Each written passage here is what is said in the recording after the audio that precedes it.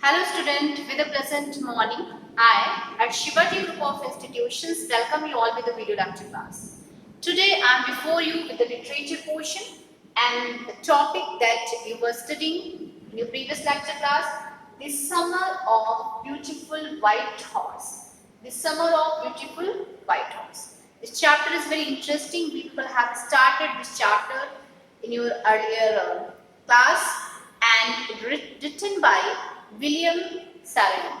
So students, we have started the chapter. We came to know the main characters of this chapter, and the chapter is really based on a particular story in which people came to know the habits of young ones, or we can say that the people those who like riding very much.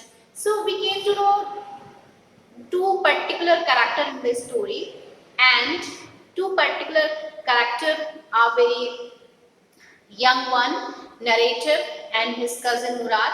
So student, if we talk about the particular chapter, so that chapter is taken from the book Snapshot, that is the supplementary reader, because before it we were studying Hornbill. The name of the book was Hornbill, and that is a collection of your poetry and prose. Fine. So in prose and poetry we completed one chapter. First chapter, the portrait of a lady in prose, and a photograph, that is completed in poetry portion. Okay, you have got it.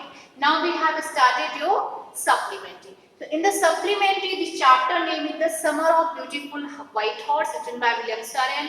And what is this story about? The story is about two main characters. The first one is the narrator, Aram, and the second one was Murad, his cousin.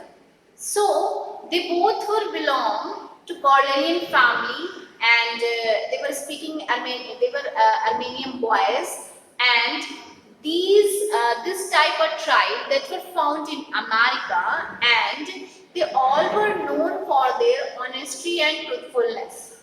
We came to know this thing. Even the old member of the family were surviving very hard at that time.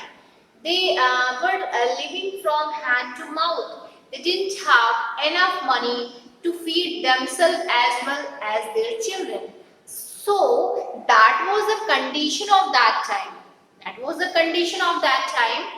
Still, they didn't want to leave their self-respect. They always want to maintain their self-respect. They always want to be prestigious in their life. If we talk about the old days, the ancient time, they also were very rich and prosperous at that time. But because of some miserable condition or adverse circumstances, they are in this standard. They are in this miserable and pitiable condition.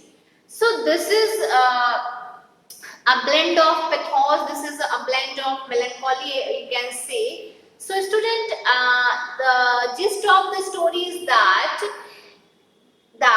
we don't have same standard or same life in our whole life, because change is the law of nature.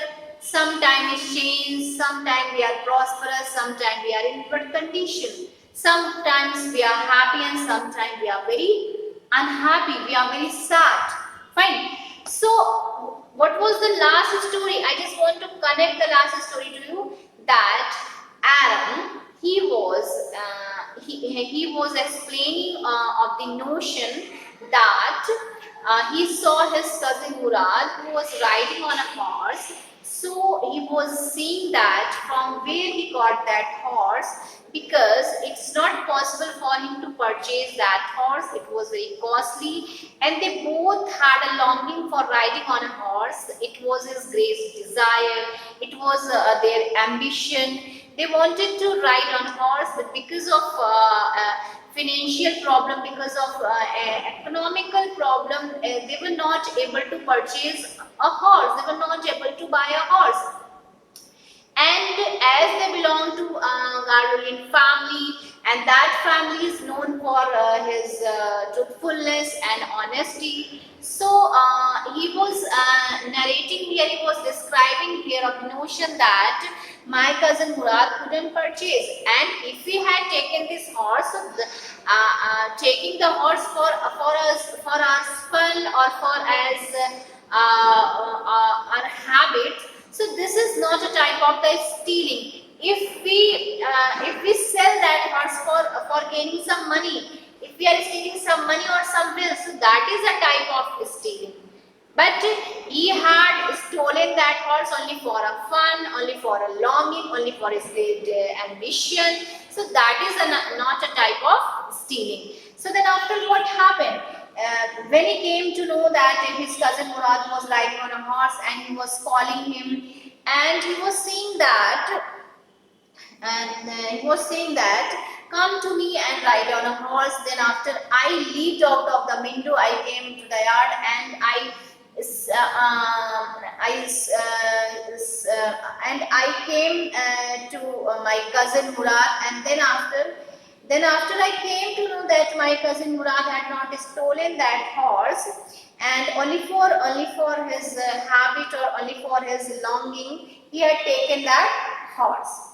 And what's happened? The thing was that he just suggested me to wear some clothes as soon as possible. I'm waiting for you. Then I jumped down from my window to the yard, and I leaped out on the horse and I sat behind my cousin Murad. So what's happened then after? That year we lived at the edge of town on Walnut Avenue. Behind our house was the country. So that time, this was our venue of living. That time, it was the venue of living. We people were living at the Walnut Avenue. We people were living at the Walnut Avenue, and this was a town. And what was another thing? Behind our house was a country, vineyard, orchard, irrigation ditches, and country roads. So what was this? Was the natural scenery at that time. And what was the natural scenery? There were some fields of the vine. There were some orchard, fruits garden, and there was ditches for irrigation and roads for the villages. So we people were living at the corner of Walnut Avenue, and that was just behind me. That was just behind of our village. And behind our village, what was the natural scenery were there? There were natural scenery. There were some fields of grapes, some fields of some different types of the garden and irrigation ditches, and some roads for the villages. So what's happened then after? In less than 3 minutes, we were on Olive Avenue. And then the horse began to trot. So, not more than 3 minutes, we were not taking not more than 3 minutes, and we came at Olive Avenue, and then after our horse started running very fast. And then the horse began to trot, speed fast. It started running faster than. The air was new and lovely to breathe. So that was a pleasant scene for me. Now it looked to me that I'm flying into the air. It was a pleasant scene for me. I just wanted to taste that time. I just wanted to taste the weather on the scene of that time. The feel of the horse running was wonderful. It was really very magnificent and pleasant. My cousin Murad, who was considered one of the craziest member of the family, began to sing. So there were in my family, the Gardolin family, that was known for his craziness, but my cousin Murad was one of them. And then after he began to roar. He started laughing. Fine. Every family has a crazy streak in it somewhere. My cousin Murad was considered the natural descendant of the crazy streak in our tribe. Every family. Each and every member of the family was very crazy, but my cousin Murad was considered that he is really an ancestor of his family, because the symbol and the characteristics were really found easily. Before him was our uncle Khushru, an enormous man with a powerful head of black hair and the largest moustache in the San Joaquin Valley. So here there is a description of Uncle Khushru. Uncle Khushru, which type of the person he is? He is furious person. He is impatient person. He is an irritable person. Roar for everyone. He always says to everyone by saying, stop talking. Says, it's no harm, no attention to it. He always says to everyone, don't pay attention. It will not harm you. No need to be bothered about it. That was his quotation. That was his habitual statement. He always says like this. Please, no attention. Pay no attention at all. No need to be bothered about it. No need to be anxious about it. So that is a description of Uncle Khushro. Before him was our Uncle Khushro, enormous, a huge personality with a powerful hat and black hair was there, and the largest. He was having a largest moustache. In the San Joaquin man, a man so furious in temper. So this is the description. This is the description of whose? This is the description of Uncle Khushro. Uncle Khushro, he was really known for his irritable and furious nature. And one more thing is there. He was really Jaconville. This is the meaning of that, Jaconville. And the meaning that is given over here, and was that it seemed to me at that time, at the attention, and the powerful thing is that, what was the powerful thing? The thing is that whenever I came to know that I was the craziest person in my family, and my uncle Khushru was one of them, I was also one of them, and I was also considered a very craziest person in my family, and I started singing and I started laughing at that time. And in my family there were no person who was as crazy as I am, and everyone knows that I am a craziest member of my family. And before it, there was a person, and he was considered my uncle, and he was found in St. Joaquin. He was found in St. Joaquin Valley, and the person who lives there, he was my uncle, who was so fierce in nature and irritable nature and so impatient. He stopped anyone if anyone is saying anything to him. So he always says like that, please no attention, please pay no attention to it. It will be no harm to you. That was all, no matter what anybody happened to be talking about once.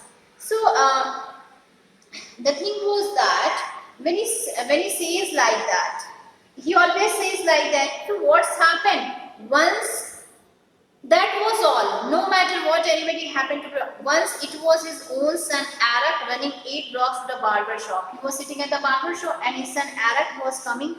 He was coming there running, and father was having his moustache trimmed. So he was sitting in a barber's house, and he was just trimming his moustache because he was having long moustache, and telling that house was on fire. So one day it was happened. His son came, and what was the name of his son? Aram, and he came running and told that the house is on fire.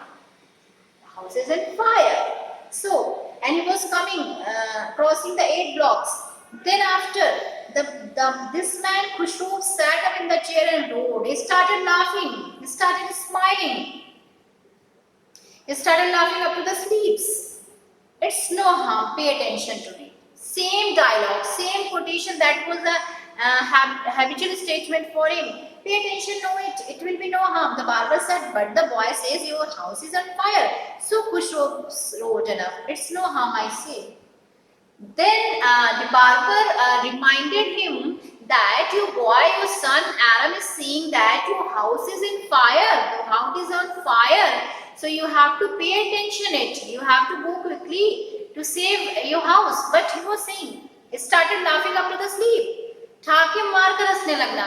And he said, I say, it will no harm. Don't pay attention to it, it will no harm. The same dialogue. My cousin Murad was considered the natural descendant of this man. So, natural descendant of this man. And then after, although Murad's father was Jurab, who was practical and nothing else. So the name of Murad's father was Zurab. That is how it was in our tribe. A man could be the father of his son's place. That is why he was in our crowd, in our tribe. That is why. This was the main reason that he was in my tribe. And a man could be the father of his son's flesh. But that did not mean he was also the father of the spirit. So we cannot say that Murad was not